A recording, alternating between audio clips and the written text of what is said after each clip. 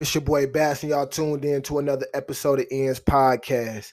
Man, today I'm gonna be kicking it off, man, diving straight into the analytics, man. But we're gonna be talking about the podcast game. I know some of y'all is podcasting out there, and we all embark on these journeys. And it ends the family, man. So let's embark on this journey together. I got my data analytics pulled up, and I'm gonna be going over the top three things that I needed to fix in order to start seeing an increase in streams. So let's dive straight into it. As y'all can see pulled up, y'all see like ever since when was this? This was December 18th. Um Ever since December 18th, I've been seeing a steady increase in my daily streams. If y'all could look over to the side, y'all can see sort of the numbers in the video. It says 500,000, 1.5K. So y'all can know what like the average, like what the weekly average or what the average is. And by any means, I'm not saying like I'm out here doing crazy numbers. This ain't to brag or boast or anything like that. As y'all can see before, it was like I was way under 100, doing way under 100 streams. But one of the first things I start to notice, one of the first things I start to notice what was wrong, and I start looking at like my competitors and stuff like that. Not necessarily looking at them in a sense like like damn, I'm trying to see what they're doing. But more so, well, actually, yeah, I'm trying to see what they're doing, but I'm trying to get an understanding of what is the actual structure, and then try to see like how I want to, do it in my sense. So I started seeing that like, dang, like they got like their graphic art. You feel me? That was one of the first things I changed. And when I changed that, I started seeing like a small increase at first. So one of the first things I changed was my graphic art. Just that cover art, because that's the first thing somebody see, and that's the representation of you and what your voice may be about. So a lot of times people they click on what they feel like is either interesting, popping out, grabbing their attention, and that's something that it can something that they can relate to. So over that time too, we was testing out just various, just different ways. The one thing I seen in particular was always creating a custom image. Depending on what I'm talking, depending on what the podcast episode is about, we have our standard, like our standard cover image. But depending on what the episode is about, if we're featuring somebody or we're covering a certain product or we're covering a resource or we're talking about a certain situation, something like that, we will basically design a cover, specifically for that episode.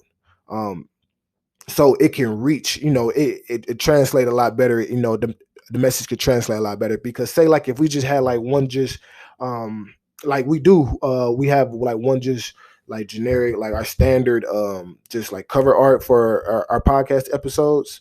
But that cover art might not really relate to somebody that's trying to listen to, like, say like if they're trying to listen to something like Cars or something, and we got like ends and a shark on the cover of it, they're gonna be looking like, yeah, it seems cool, but it might not really grasp their attention. But then they might see a different one where it's an actual car, like Charger on the front, and they say, and then it's like, ends podcast, and then they gonna probably look at it like, oh, snap, they might be talking about muscle cars. I got a Charger, I got a Challenger, I'm interested in Challenger, things like that. So I started trying to figuring out just different ways, how can I just package up the look of the actual podcast episode, just far as marketing wise.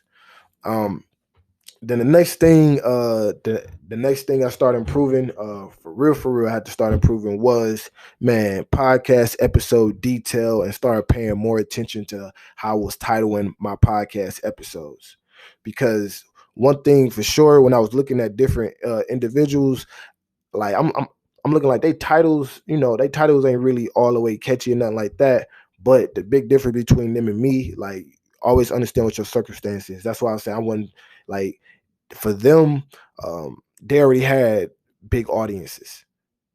You feel me? And so more so, I had to kind of give you. For me, I didn't necessarily have the audience, so I had to kind of put those keywords that you're looking for in my title. So it can kind of grasp your attention, so you can know exactly like, oh yeah, this is something that I'm looking for. So for example, if I was to say, like, interview, well, like, talking Robin, well, for example, just saying we did a podcast episode going over Robinhood, saying like using Robinhood dividends, trading stocks, buying stocks. So then it's like if somebody was to be scrolling past that, they'll see that, then they'll be like, all right, well, boom, he probably gonna be talking about dividends. I want to learn about dividends. He's gonna be talking about how to buy the stocks, and he's gonna be probably talking about how to trade the stocks. They more, like versus me saying like using Robinhood. Then they might be like, they probably not really interested in the actual platform itself. They could have been just interested in the actual process. You feel me? Going back to those keywords, they probably was interested in learning about dividends because they heard it before or something like that. Keywords that triggered them, like they heard dividends before or something like that. They're probably familiar with that. They probably and interested in learning about that. Or if it's buying stock, they probably was interested and want to learn how to buy stock, but never really got into it and was like, damn, I got time. Let me listen to this real fast. Or it could have been, on the flip side, like selling stock.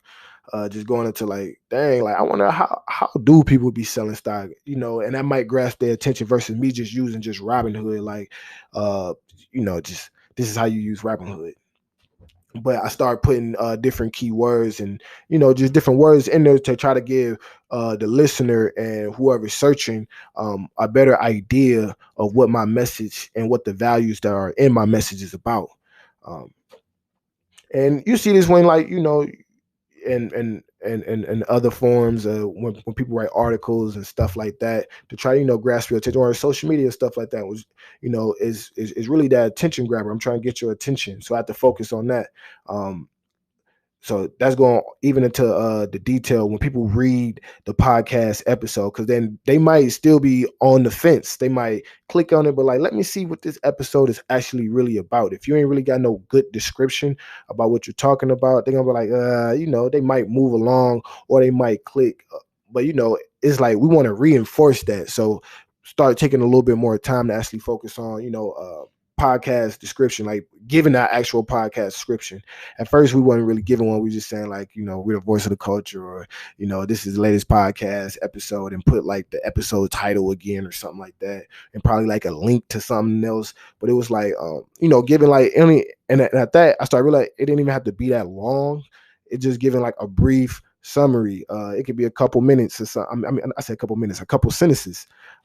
As you see, like on the back of like books and stuff like that, or on Netflix, for example, most I start looking at different businesses that do that. You feel me? Like, as I'm just saying, for example, books, you look on the back of books, it's like a little small little paragraph, brief summary, and they might have a little summary about the author.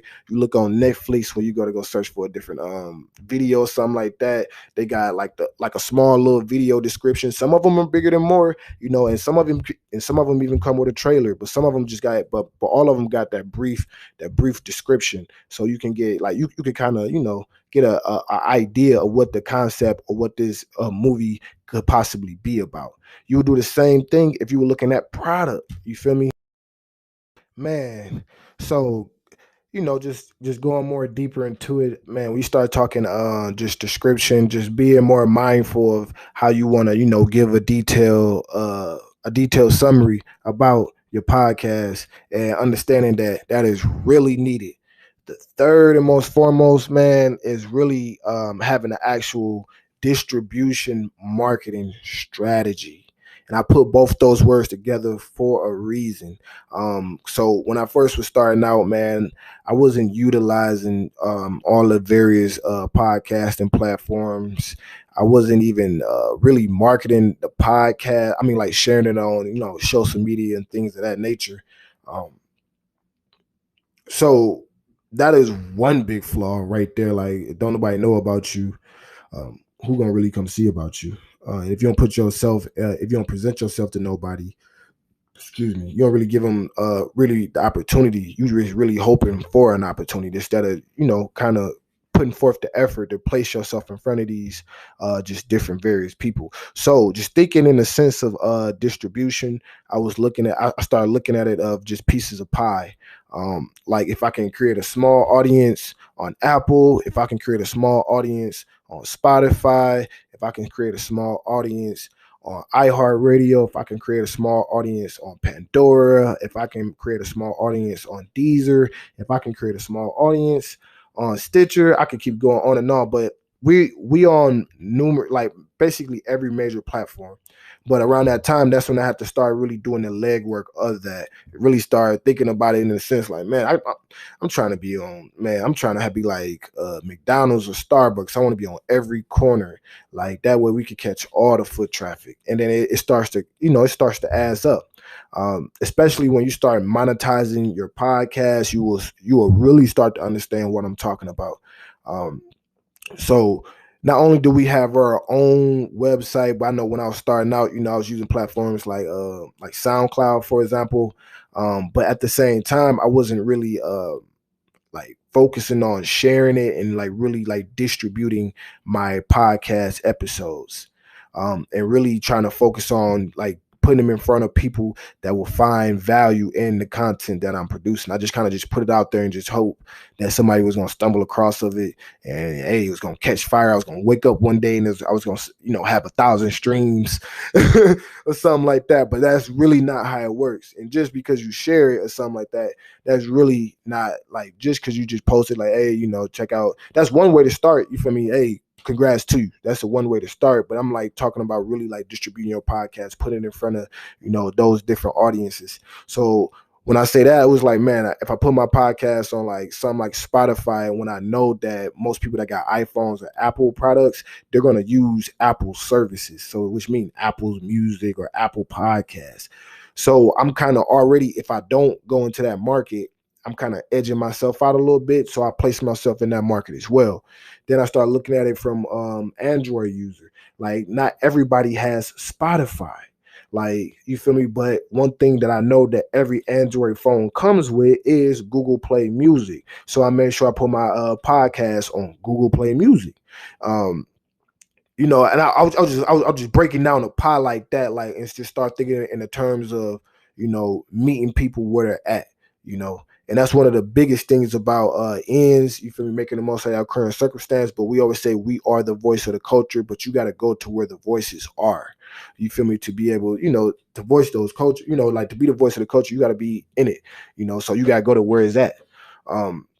So if I want to, get more iPhone users, the more Apple users, go to where the Apple iPhone users at. If they mainly streaming off of Apple services, then hey, you gotta kind of bite the bullet. Like I ain't gonna, like say I don't own an iPhone. Long story short, I own Android, like like Android operating devices, whatever you want to call it, Android phones. That's what I got. I ain't no Apple user. I ain't the one that's saying, oh, I don't pick up or I ain't responding back if your message is a certain color. I ain't on none of that. I had an iPhone before, so I ain't gonna knock it. Had it before, but just long story short, I'm just saying, like, I had to take, like, how people be having those biased opinions, put that to the side and really try to hit the mark and really understand what the goal was. The goal was to help voices be heard. We are a platform and that we want to, basically empower voices. So we ain't doing no justice if we ain't out there really trying to make sure the people that we bring onto our show, like making sure that their voices ain't being heard. I ain't gonna restrict them. You feel me? So it's like I had to put my own bias to the side. I was like, all right, well, let me go to like, just reach out to these various markets. So at first I'm like, man, let me build my own. But I'm like, this is how you build your own. You feel me? It's a thing called it's a term I learned during school. You feel me? I want to say it's cultural diffusion. You feel me? And that's really like how, trade, like a lot of trade happen. You feel me? Is where it's cultural diffusion. It's when you bring your culture, to somewhere else, so they bring their culture to where you at. So it's like, all right, man. So I got to go meet those that may be interested, but right now, they Apple users. I gotta go meet them. You feel me? Or maybe they don't use none of that. Maybe they iHeartRadio or something like that. I gotta go there. I gotta go to these different markets where they is trying to digest the value that I'm trying to, give them. You feel me? That's coming from the, the various people that come, on our platforms. Just sharing that message. Um, so yeah, so the last just real big key point too is distribution. But at the same time, these all go hand in hand. Um, and the reason why I say that is because you don't want to push nothing that like they won't understand. You got to always make sure that you can, that the message is relatable to who you trying to target. And that's the biggest thing.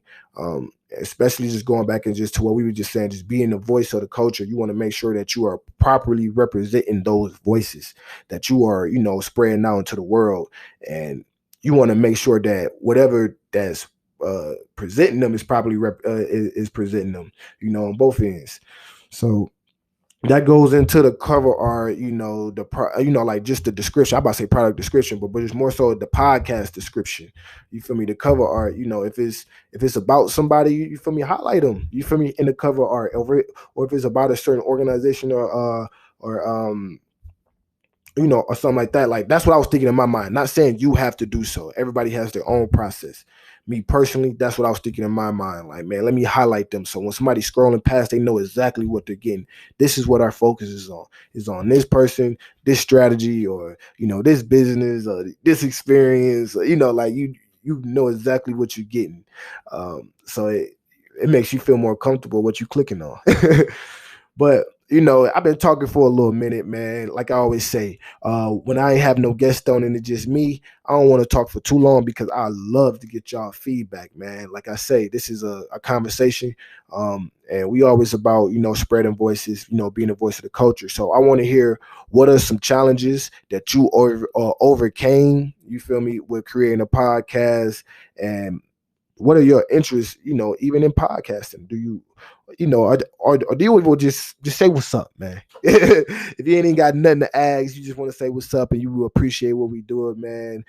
All gratitude, man, is good gratitude, man. We appreciate it. But don't forget, like, share, subscribe. And it's your boy Bazz. Y'all tuned in to another episode of Ian's podcast. And it's Ian's the family. And y'all know what it is. This podcast was produced by Ian's Media. We out, baby.